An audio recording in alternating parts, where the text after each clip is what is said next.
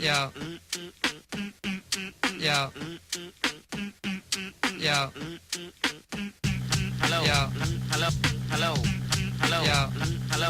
Hello.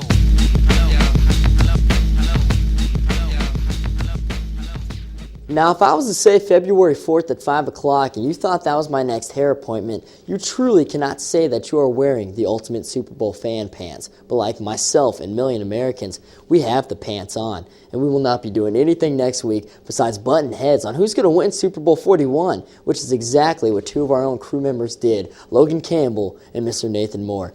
Enjoy the headbutting.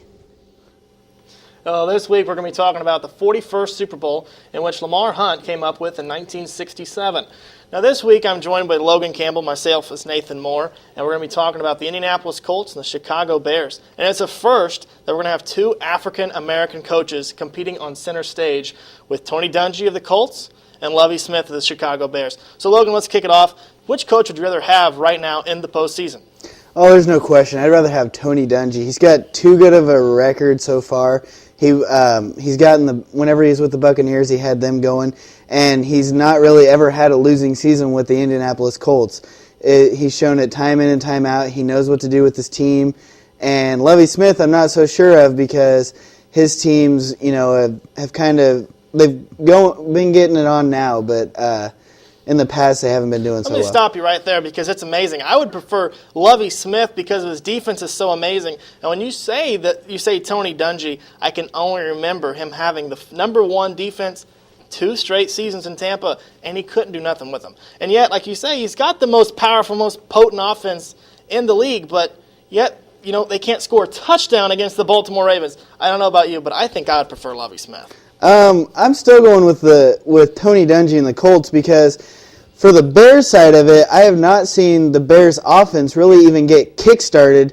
They have to get stuff handed to them on, the 40-yard line of their opponent's side. They cannot get it started from deep in their own territory.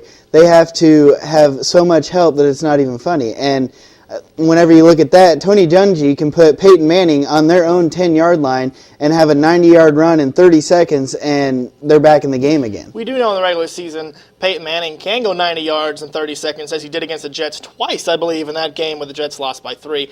But the thing that I do not like about Peyton Manning is we're not in the regular season anymore. We're in the postseason, and we all know what Peyton Manning does in the postseason. But let's go ahead and talk about that most potent offense. The Colts are ranked 3rd against the high-powered Chicago Bears 5th-ranked defense. Yeah, and you got to look at that. But whenever you look at stuff like that, you see Peyton Manning, and so far this postseason, he's had a completion percentage of 78.9%. That's pretty high. He's had completions to attempts 30 to 38, and he's only had 3 interceptions. Now that's pretty amazing for being in 3 games, and the Ravens, yes, he didn't score against the Ravens, but he found a way to get it done there. He might not have scored a touchdown, but he got his team into position to kick field goals and put it up to other team members because he knew that they could get it done. That's the game that bothers me the most is against the Baltimore Ravens. Yes, they have a good defense, but honestly, it's not as good as the Chicago Bears in my opinion. So that's what worries me most about the Colts. The thing that I do like about the Colts is last week after the interception that Peyton Manning threw to Asante Samuel that went the distance, he came back, he got his team with the biggest comeback ever in postseason, was 18 points down. They came back and won that game. That shows some life in them, but that's a little bit of worry for me on Peyton Manning. So now let's talk about the defenses. Like I said, the 5th rank for the Bears.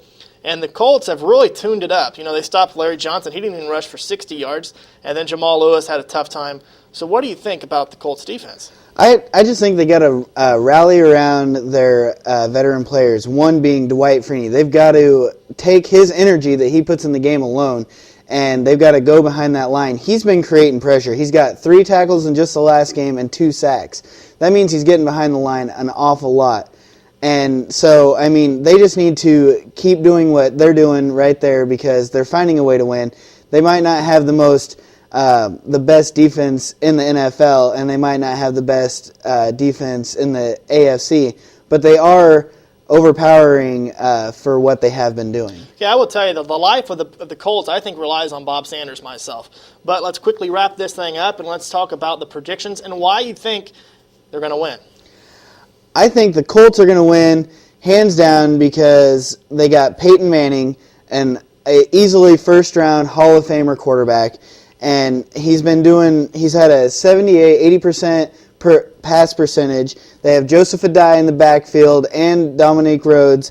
They've had combined for over about 200 yards. That's enough for me. All I need is Rex Grossman not turning the ball over. Devin Hester takes a touchdown back. I like Robbie Gould over Adam Vinatieri. I'm taking the Bears by 3, even though they're not favored by 7.5 points. But that's all we have this week. Tune in to us next time we are on. Thank you. You have a good night.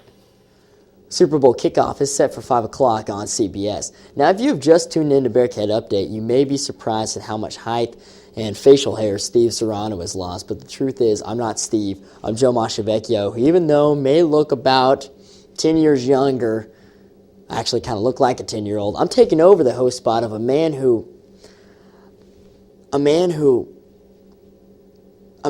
a lot to Bearcat Update. Just roll the song. Roll the song. Thank you for being a friend. Travel down the road and back again. Your heart is true. You're a pal and a confidant. And if you threw a party, invited everyone you knew, you would see the biggest gift would be from me, and the card attached would say, thank you for being a friend.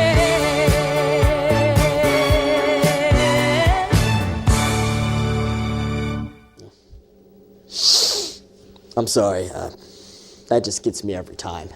Steve's actually now known as Puppet as one of the newest DJs of Kansas City's hit music station, Mix 93.3, and I've already heard the Puppet on air just a couple of weeks ago. Steve did a lot for this show, and everyone here at Bearcat Update sends him our deepest gratitude. Well, that's going to do it for this week's Bearcat Update. Huge thank you to the people of Bearcat Athletics and St. Francis Hospital for sponsoring our show, and you for watching.